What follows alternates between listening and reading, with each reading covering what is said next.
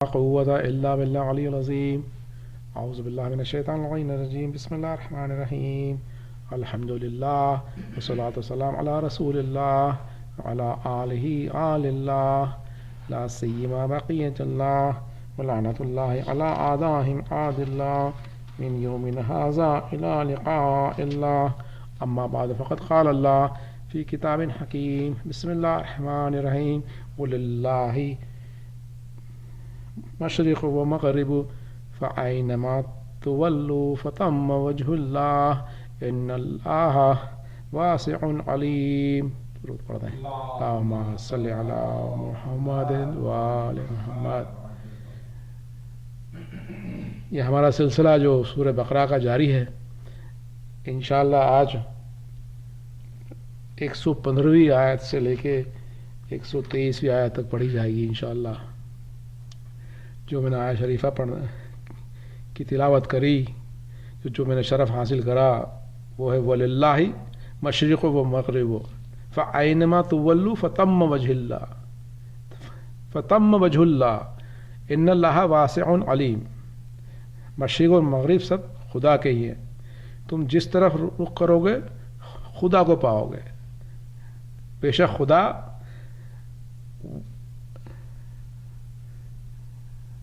وسعت والا اور جاننے والا ہے. ان اللہ واسع علیم، وسعت والا ہے اور جاننے والا ہے. تو یہ اس کی جو تفسیر جو کری گئی ہے تفسیر نور میں، تو کہا گیا کہ ابن عباس کہتے ہیں کہ جب قبلہ بدلایا تھا، جب بیت المقدس سے کعبے کی طرف، تو جب یہود نے کہا کہ یہ کیوں ہو گیا، تو اللہ سبحانہ تعالیٰ نے جواب دیا کہ وَلِلَّهِ مشرق و مغرب، خدا کی ہے مشرق و مغرب خدا کے ہی ہیں. اب تم اگر قبلے میں جھگڑ رہے ہو تو یہ تمہارا پرابلم ہے. اللہ کے سب ہے، مشرق بھی خدا کا ہے، مغرب بھی خدا کا ہے. فَأَيْنَمَا تُوَلُّوا فَتَمَّ وَجْهُ اللَّهِ، جدھر تم رخ کرو خدا کو پاؤ گے. تو ایک یہ ہے کہ ان کو جواب دیا گیا تھا کہ تم اس قبلے میں جو تم شرارت کر رہے ہو، یہ خدا کا اپنا فیصلہ ہے. سب مشرق مغرب سب خدا کے ہیں، جہاں چاہے قبلہ کر دے گا. دوسری جو پوائنٹ لیا گیا اس میں یہ لیا گیا ہے کہ یہ آیت مستحب نمازوں کے لیے بھی آئی ہے، کہ جب مستحب نماز میں آپ کسی سواری پہ بھی رسول اکرم بیٹھا کرتے تھے، تو سواری بیٹھ کے مستحب نماز پڑھتے تھے. آپ بھی پڑھ سکتے ہیں. تو کئی بار آپ کی سواری کا رخ کعبے سے الگ ہو جاتا ہے، تو آپ سواری بیٹھ کے آپ مستحب نماز پڑھ سکتے ہیں جدھر بھی رخ ہو جائے. اور اس آیت کو بیان کیا جاتا ہے. جی ہاں، اس آیت کو بیان کیا جاتا ہے. تیسرا جو نقطہ یہ لیا گیا اس آیت کے بارے میں کہ رسول اکرم نے کچھ لوگوں کو جنگ پہ بھیجا تھا. جب رات آ گئی تو اندھیرے میں ان کو عشاء کی نماز کے وقت قبلہ دکھا نہیں. جب قبلہ دکھا نہیں تو ہر آدمی نے اپنے حساب سے نماز پڑھ لی. جب صبح سورج طلوع ہوا تو معلوم پڑا کہ جو نماز پڑھی تھی قبلہ رخ کی طرف نہیں تھی. تو رسول اکرم سے آگے انہوں نے سوال کیا کیا ایسا ہو گیا ہمارے ساتھ. تو رسول اکرم نے کہا تھا کہ کوئی بات نہیں، اس وقت یہ آیت نازل ہوئی تھی. لیکن اس کا یہ مطلب نہیں کہ آپ اگر رات میں آپ کو قبلہ نہ دکھے تو آپ کہیں بھی نماز پڑھ لیں. اس کے لیے آپ کو آپ کے مرضی کی طرف رجوع کرنا پڑے گا اور وہ آپ کو اس کے مسئلے کا جواب دے گا. درود پڑھتے ہیں. اللہم صلی علی محمد وآل محمد. اب یہ سوال یہ ہوتا ہے کہ مشرق اور مغرب اللہ نے کیوں کہا وَلِلَّهِ مشرق و مغرب؟ تو مشرق و مغرب اللہ نے کیوں کہا، اور کچھ کیوں نہیں کہہ دیا؟ نارتھ ساؤتھ بھی کہہ دیتا اللہ. تو کہا کہ مشرق اور مغرب پہلے ڈائریکشن ہوتے ہیں. سورج جہاں سے نکلتا ہے وہ پہلا ڈائریکشن ہوتا ہے، جہاں غروب ہوتا ہے وہ دوسرا ڈائریکشن ہوتا ہے. اس کا یہ مطلب ہے کہ کوئی بھی ڈائریکشن ہو، کوئی بھی رخ ہو، اللہ کا کہنے کا مطلب یہ کہ وہ رخ سب طرف خدا کی ذات والا موجود ہے. فتم وجہ اللہ. اب یہ جو اس میں جو نقطہ لیا ہے فتم وجہ اللہ، تو وجہ اللہ کا کیا معنی ہے؟ تو تفسیر نور میں کہا گیا کہ وجہ اللہ کا معنی اس میں اللہ کا چہرہ نہیں ہے، کیونکہ سمجھ میں اس لیے آتا ہے کہ وجہ اللہ مطلب خدا کا چہرہ. لیکن تفسیر نور میں آغا ایمانی نے کہا ہے کہ اس سے مطلب ہے خدا کی توحید کی موجودگی آپ کے ساتھ. جی ہاں، خدا کی توحید کی موجودگی. تو اس سے یہ مطلب یہ. تو ایک عیسائی مولا متقیان کے پاس آیا اور کہنے لگا کہ آپ بتائیں خدا کا چہرہ کدھر ہے؟ خدا کی ذات کدھر ہے؟ تو مولانا نے کہا کہ اچھا آگ جلاؤ. جب آگ جلنے لگی تو کہا کہ بتاؤ تم کی آگ کا چہرہ کدھر ہے؟ تو کہا کہ آگ کا چہرہ تو ہر طرف ہے. تو کہا کہ جب یہ مٹیریل چیز کی تم چہرے کو سمجھ نہیں پا رہے ہو تو خدا کا چہرہ تو ہر طرف ہے نہیں. درود پڑھ دو اللہم صلی علی محمد و آل محمد. جی ہاں. پھر آگے مولا متقیان بیان کرتے ہیں کہ در حقیقت خدا کا مظہر اہل بیت اطہار ہیں جو خدا کا مظہر ہیں. جی ہاں. اور کہا کہ اہل بیت کے ذریعے نے لوگوں نے خدا تک پہنچے ہیں اور خدا کی عبادت کری ہے. خدا کے یہی وہ ہے خدا کا مظہر جس کے ذریعے لوگ خدا تک پہنچے ہیں اور خدا کی عبادت کری ہے. پھر مولا فرماتے ہیں کہ ہم اہل البیتی خدا کا کلمہ ہے اور خدا کی حجت ہے اور خدا کا چہرہ ہے اور خدا کا نور ہے. درود پڑھ دیں اللہم صلی علی محمد و آل محمد. وقالوا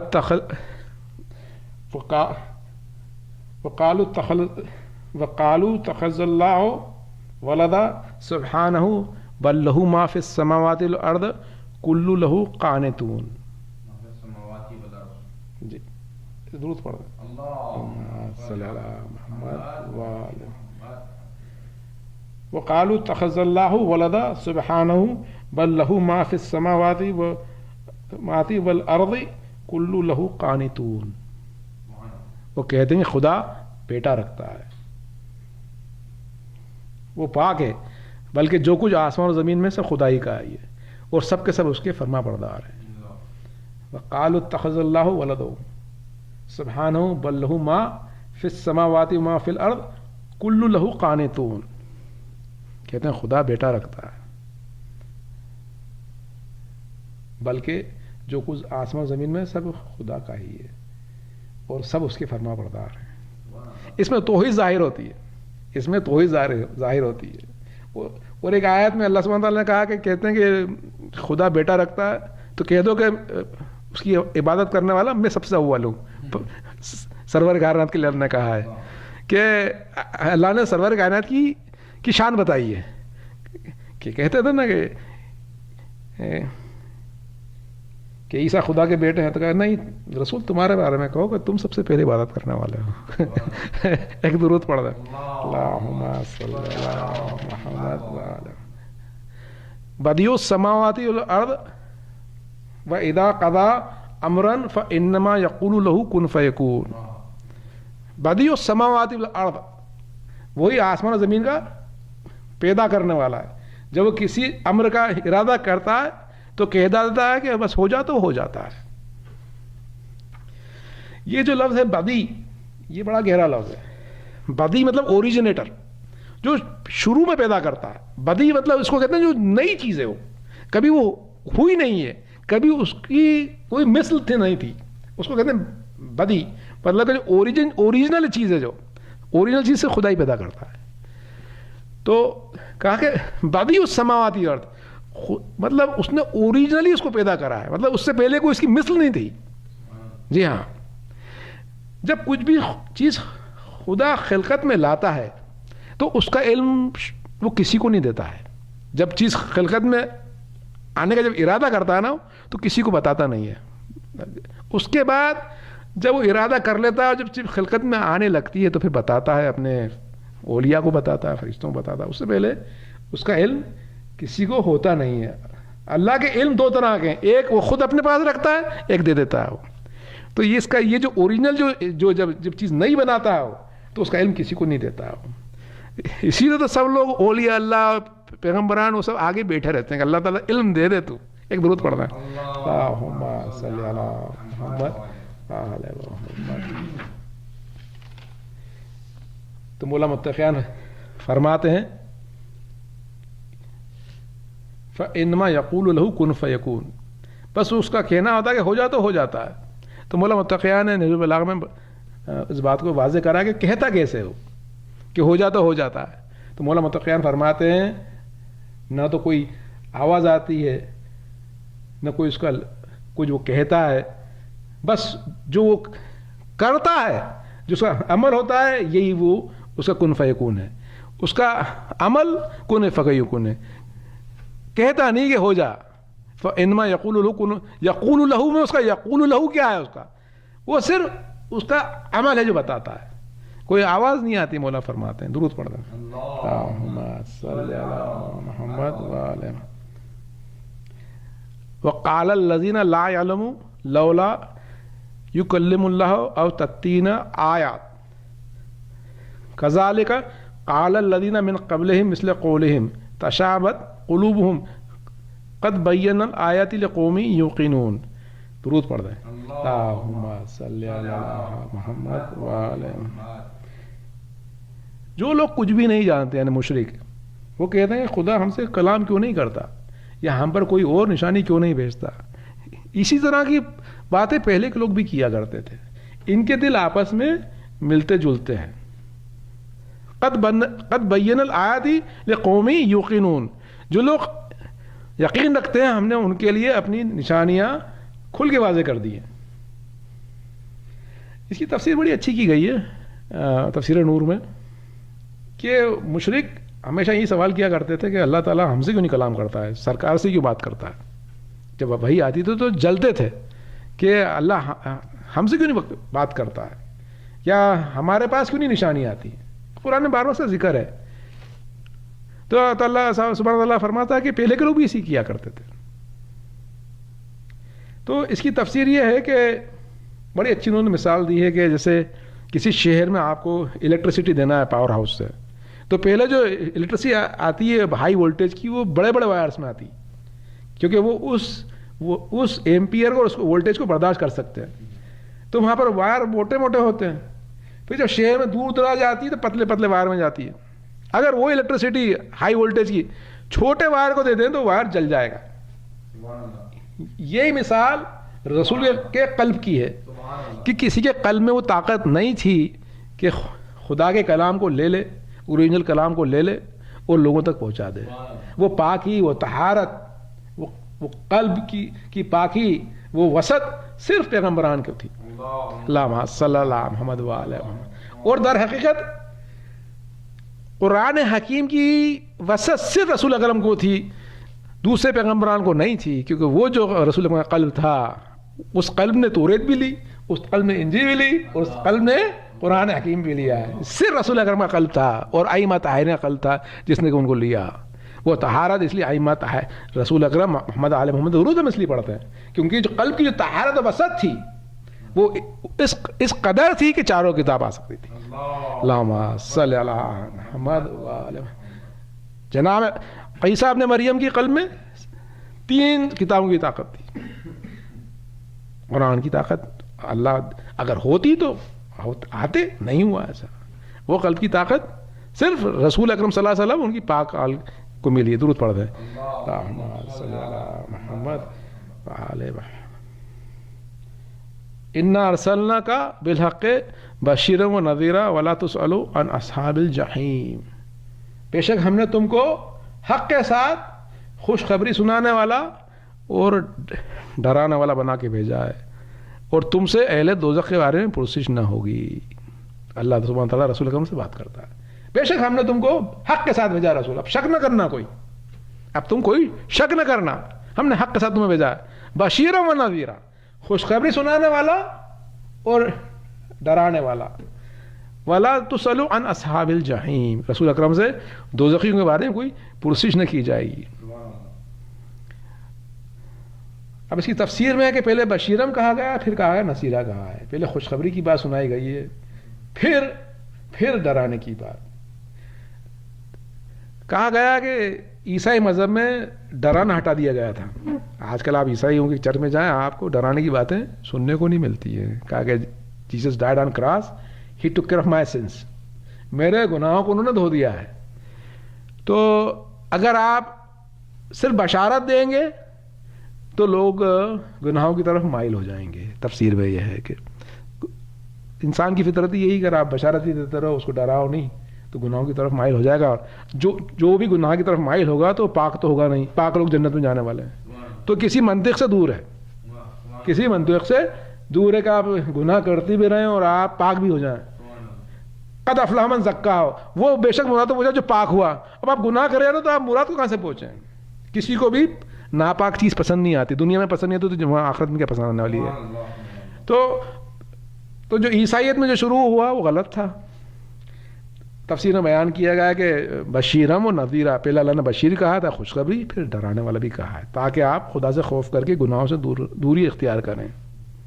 نہ تو آپ لوگوں کو اتنا ڈرا دیں کہ صرف نذیرہ ہی نذیرہ ہو کہ لوگ باغ بے دل ہو جائیں اور ہمت ہار جائیں اور نا امید ہو جائیں. وہ بھی بڑا گناہ ہے, کیونکہ گناہ کبیرہ میں خدا سے نا امیدی بہت بڑا گناہ کبیرہ ہے. تو اگر آپ لوگوں کو اتنا ڈرا دیں گے کہ وہ بے دل ہو جائیں تو امام خمینی فرماتے ہیں چہل حدیث میں کہ مطلب خدا سے ڈرنا اور خدا سے امید رکھنا دونوں برابر کی ہونا چاہیے. اس پہ کہ یہ اما کی وہ بھی حدیثیں بھی ہیں کہ برابر سے ہو, جتنی آپ اللہ سے امید رکھو اتنا اللہ سے ڈرو بھی. تقویٰ جب ہی آئے گا جب برابری سے آپ امید بھی رکھیں گے اور خدا سے خوف بھی کریں گے. ایک درود پڑھتے ہیں.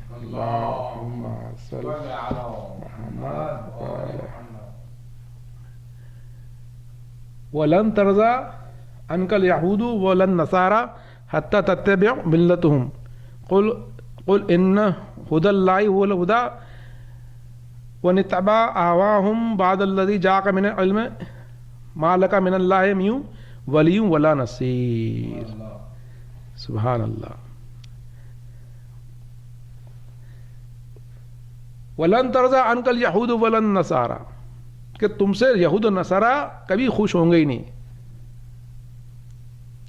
کبھی خوش نہیں ہوں گے جب تک کہ تم ان کی خواہش کی پیروی نہ کرنے لگو.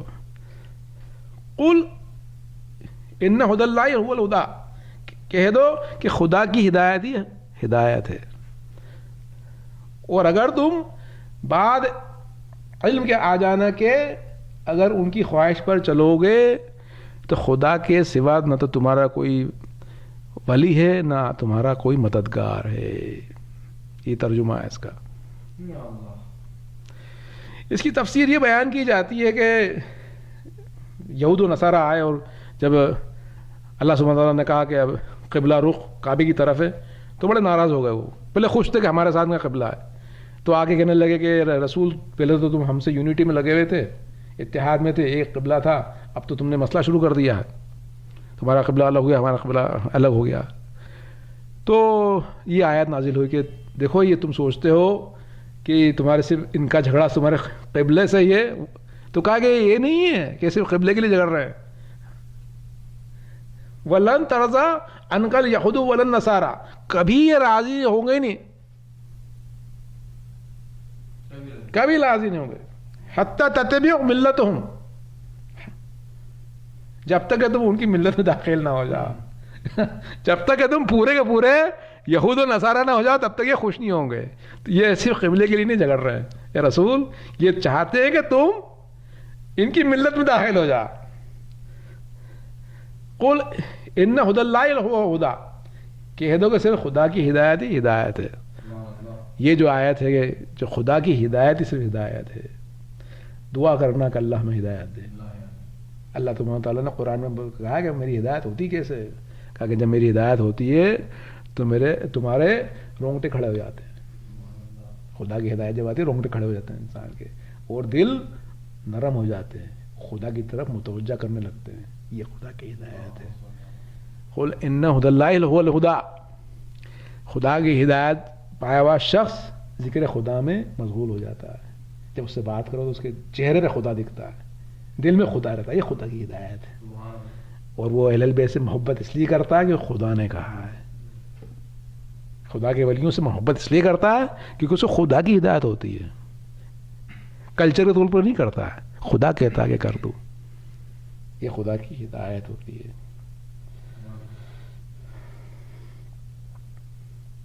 اب آگے جو آیت ہے کہ وَلَن تَتَّبِعْ أَهْوَاءَهُمْ بَعْدَ الَّذِي جَاءَكَ مِنَ الْعِلْمِ, اور اگر تم نے ان کی خواہشوں کی پیروی کری تو خدا کے سوا نہ تو تمہارا کوئی ولی ہے نہ کوئی تمہارا دوست ہے. اب یہ سوال یہ پیدا ہوتا ہے, تفسیر میں بڑی اچھی بحث کی گئی ہے کہ یہ اللہ سبحانہ تعالیٰ نے ایسا کیوں فرمایا, رسول اکرم سے ایسا کیوں کہا کہ اگر تم نے ان کی خواہشوں کی پیروی کری تو کیا سوال ہی پیدا ہوتا کہ رسول اکرم کیا ان کی خواہش کی پیروی کرتے کیا؟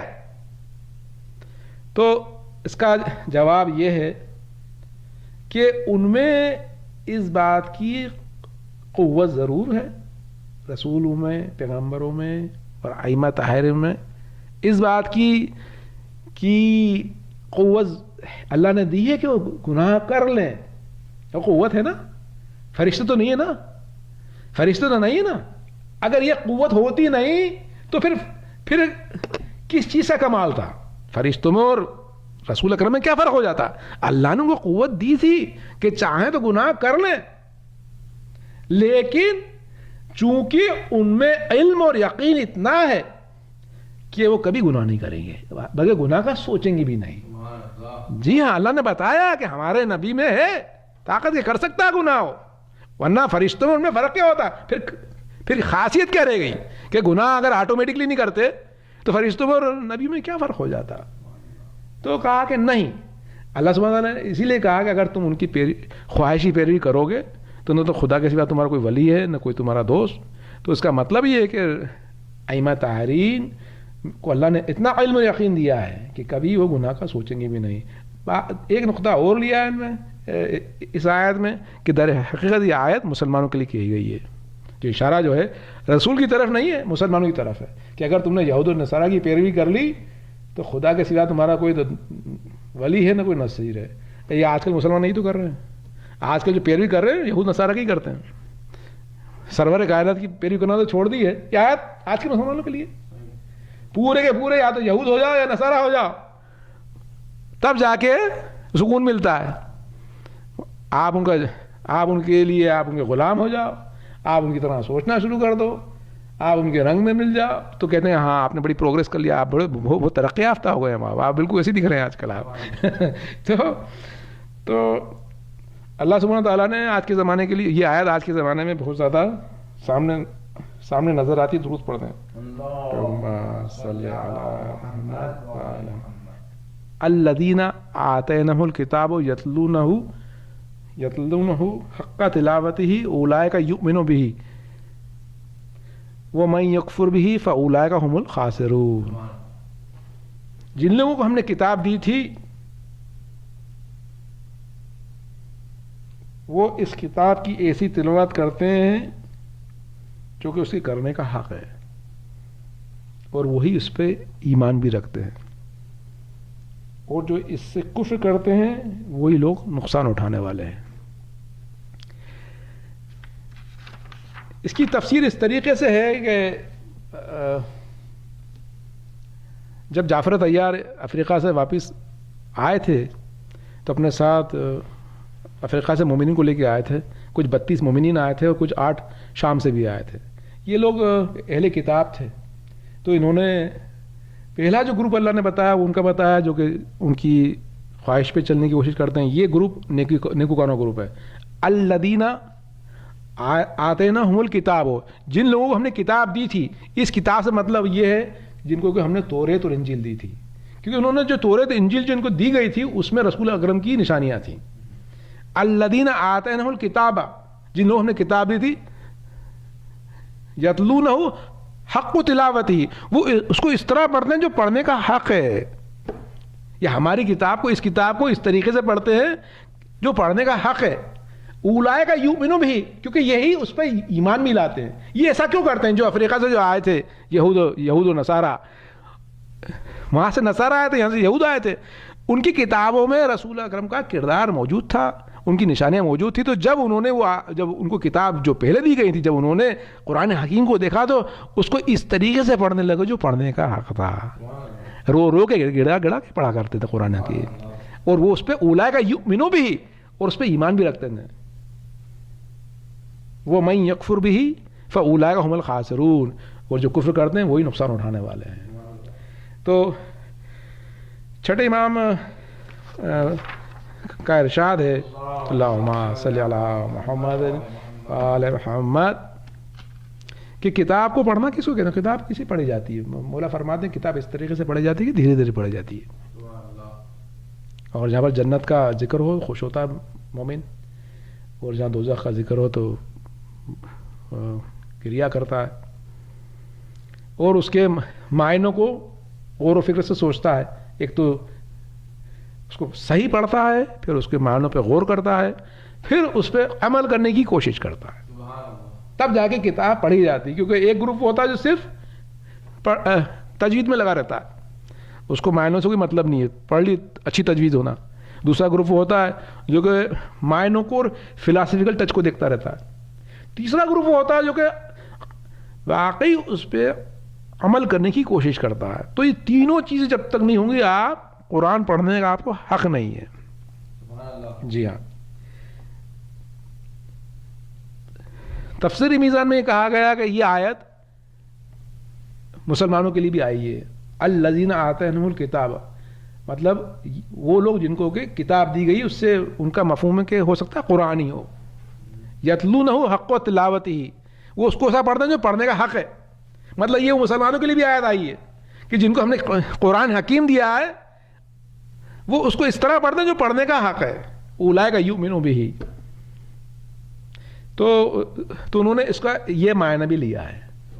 ایک درود پڑھ دیں. اللہم صلی علی محمد. یا بنی اسرائیل اذکروا نعمت التی انعمت علیکم وانی فضلتکم علی العالمین. یہ بنی اسرائیل جو نعمات میں نے تم کو دیے ہیں ان کو یاد کرو کہ میں نے تم کو تمام عالمین پہ فضیلت دی. اللہ سبحانہ تعالیٰ بیان کر رہا ہے بنی اسرائیل کو کہ کس طریقے سے اس نے ان کو نعمات دی اور تمام عالمین پہ ان کو فضیلت دی. یہ اس طریقے کی آیت پہلے آ چکی ہے, میں نے پہلے تفسیر میں بیان کیا تھا, میں زیادہ ڈیٹیل میں نہیں جاؤں گا. لیکن اللہ سبحانہ تعالیٰ جو ان کو نعمات دی ہیں اور جو ان کو جو فضیلت دی تھی عالمین پہ, وہ فضیلت اس زمانے کے لیے تھی, آج کے لیے نہیں ہے. جو اس زمانے میں جو موسیٰ علیہ السلام کے جو پیروکار تھے صحیح مومنین, ان کو فضیلت تھی. اس کے بعد تو انہوں نے کتنا شر شروع کیا, اور کتنے انبیاء کا قتل کرا, اور کتنوں کو جھٹلایا, وہ بات الگ ہے. تو جو فضیلت جو تھی اس وقت کے لیے ہو گئی تھی جو پیرو تھے, اور جن کو جو نعمات ملی تھیں وہ نعمات میں توریت کا ملنا, موسیٰ کا ملنا, ہارون کا ملنا, فرعون کی شکست, فرعون کا غرق ہونا, موسیٰ علیہ السلام کی معجزات, یہ سب نعمات تھے ان کی. دریا نیل کا چاک ہونا, یہ سب نعمات تھے. لیکن اس سے زیادہ نعمات مسلمانوں کو ملے, بنی اسرائیل سے زیادہ نعمات مسلمانوں کو ملے ہیں. محمد آل محمد کا ملنا, درود پڑھ اللہم صلی علی محمد و آل محمد, قرآن حکیم کا ملنا, امام حسین کی شہادت ہونا, امام الزمان کی موجودگی, یہ ساری نعمت ہماری ہیں. ہم کو ان سے کئی زیادہ نعمت ملے. تو جب نعمت دی جاتی ہے تو اس کی پروسیس بھی ہوتی ہے. جی ہاں, جس طرح بنی اسرائیل کی پروسیس ہوئی اس طرح مسلمانوں کی پروسیس بھی ہے. جی ہاں,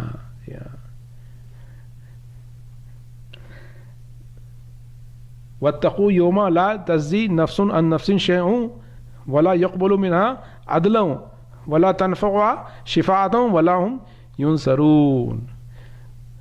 تو اس دن سے ڈرو جس دن کوئی شخص کسی شخص کے کام نہ آئے,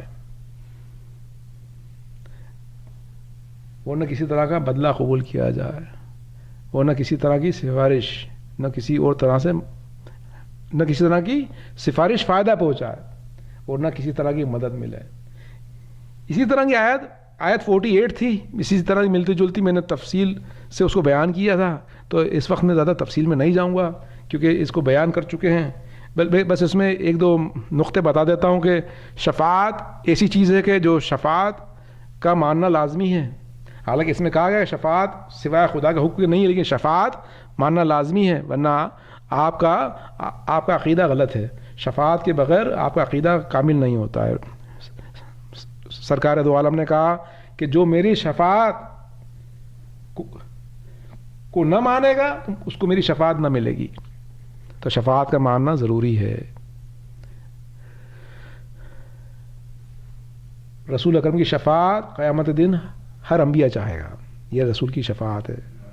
مقام محمود جو رسول اکرم کا یہی ہے کہ اس دن قیامت دن ہر شخص، ہر اولو العزم پیغمبر رسول اکرم کے پاس آ کے اپنی شفاعت کی خواہش کرے گا کہ اللہ سبحانہ تعالیٰ صاحب ہماری شفاعت کر دیں. تو شفاعت کے بارے میں اب زیادہ بات اس سے آگے نہ کروں گا میں، اور بس چند الفاظ اور مجلس کا خاتمہ.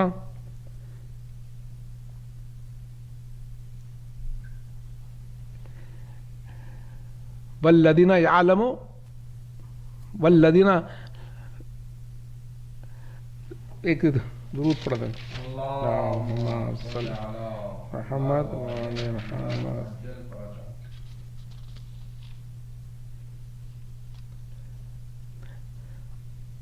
وقال الذین لا یعلمون لولا یکلمهم اللہ او تأتینا آیاتی.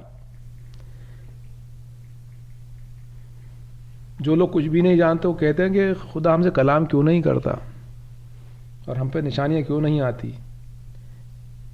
اسی طرح کا کلام یزید نے کرا تھا جب اہل البیت اطہار دربار میں تھے. وہ جب اپنی فتح پر فخر کرنے لگا تو وہ اسی طرح کے کلمات کہنے لگا، بالکل کفر کے کلمات، کہ بنی ہاشم پر نہ تو کوئی وحی آئی تھی نہ کچھ نزول ہوا تھا. اس نے اپنا کفر ظاہر کیا تھا. جس طرح قرآن حکیم میں ہے نا کہ ہم پہ کیوں، ہم سے خدا نے کلمات کیوں نہیں کرے، ہم پہ نشانیاں کیوں نہیں آئی. یہی تو حسد تھا جو ظاہر ہوا تھا. یہی حسد جو قرآن نے بتایا، یہی حسد ظاہر ہوا تھا کہ ہاں یہ کلمات ان پہ کیوں نازل ہوا تھا، ہم پہ کیوں نازل نہیں ہوا. اسی لیے یزید نے کہا تھا فخر سے کہ نہ تو کوئی اللہ نے وحی بھیجی نہ کوئی قرآن نازل ہوا. حسد یہ تھی کہ ہم پہ نہیں آیا، ہمارے آباء و اجداد پہ کیوں نہیں آیا. اسی حسد میں سرکار کے بیٹے کو شہید کیا گیا. الذین آتینہم الکتاب یتلونہ حق تلاوتہ، جن لوگوں کو ہم نے کتاب دی تھی وہ اس کو ایسا پڑھتے ہیں جو پڑھنے کا حق ہے. ہر جگہ پہ قرآن کے اندر امام حسین دکھنے لگیں گے. ہر جگہ جب کفر کی بات آئے گی تو یزید جیسے کردار دکھنے لگیں گے. ڈھونڈنا نہیں پڑتا، 10 آیتوں میں مل جاتے ہیں. الذین آتینہم الکتاب، جن لوگوں کو کتاب دی تھی اس کو اس طرح پڑھنے جو پڑھنے کا حق ہے. ایک طرف یزید تھا جو شک کر رہا تھا کہ کچھ کلمات نہیں آئے. ایک طرف کربلا والے تھے جو رات میں قرآن اس طریقے سے پڑھ رہے تھے جو پڑھنے کا حق تھا. اس میں کئی قرآن حافظ تھے جو غور و فکر کیا کرتے تھے اور غور و فکر کر کے انہوں نے جو عمل کر کے دکھایا 10 محرم کو، وہ بالا ترین عمل تھا. ایسا عمل صرف وہی کر کے چلے گئے. وَلِلَّهِ مشرق و مغرب فَأَيْنَمَا تَوَلُّوا فَثَمَّ وَجْهُ اللَّهِ. مشرق و مغرب سب خدا کے ہیں، جدھر رخ کرو گے خدا کو پاؤ گے. اللہ سبحانہ تعالیٰ نے کہا کہ میں سب طرف ہوں. اسی طرح اپنے حبیب کے لیے کہا رحمت للعالمین کہہ دیا. ان کے لیے کیا کہہ دیا؟ رحمت للعالمین. جو خدا سے منسلک ہو جاتا ہے وہ سب طرف کا ہو جاتا ہے. جو خدا سے منسلک ہو جاتا ہے وہ سب طرف. رسول اکرم نے کہا کہ حبیب تم میرے ہو تو رحمت للعالمین ہو. تم جہاں بھی عالمین ہے وہاں کے لیے تم رحمت ہو. جہاں بھی عالمین ہے وہاں کے لیے تم رحمت ہو. اسی طرح امام حسین بھی ہیں. امام حسین کی عزاداری بھی اسی طریقے سے ہے. واللہ مشرق و مغرب اینما تولوا فتم وجہ اللہ. جہاں بھی آپ جاؤ گے امام حسین کی عزاداری ملتی رہے گی. آپ تعجب کریں گے کہ آپ جہاں جائیں گے عزاداری مل جائے گی. آپ کسی بھی جگہ چلے جائیں عزاداری مل جائے گی. ابھی یہ تو آپ سوچیں امریکہ آپ کہیں بھی چلے عزاداری مل جائے گی. اور یہی نہیں جنات میں بھی مل جائے گی. برزخ میں جائیں گے برزخ میں مل جائے گی. برزخ میں مل جائے گی. جب فرشتے آ کے عزاداری کرتے ہیں آسمان سے بھیجے جاتے ہیں عزاداری کریں. اور جب 10 محرم آتا ہے تو کیا رسول اکرم عزاداری نہ کرتے ہیں کیا؟ رحمت للعالمین عزاداری کرتے ہیں. بی بی سیدہ عزاداری کرتی ہے. جب وہ کرتے ہیں تو ساتھ فرشتے بھی عزاداری کرتے ہیں. جب وہ عزاداری کرتے ہیں تو خدا نے کیا کہا کہ تم مجھے یاد کرتے رہو میں تمہیں یاد کرتے رہوں گا. امام حسین نے کیسا یاد کرا تھا رسول اللہ سبحانہ تعالیٰ کو نیز موقع پہ کہ اللہ سبحانہ تعالیٰ عزاداری کروا کے بتاتا ہے کہ میں حسین تمہیں یاد کرتا رہتا ہوں.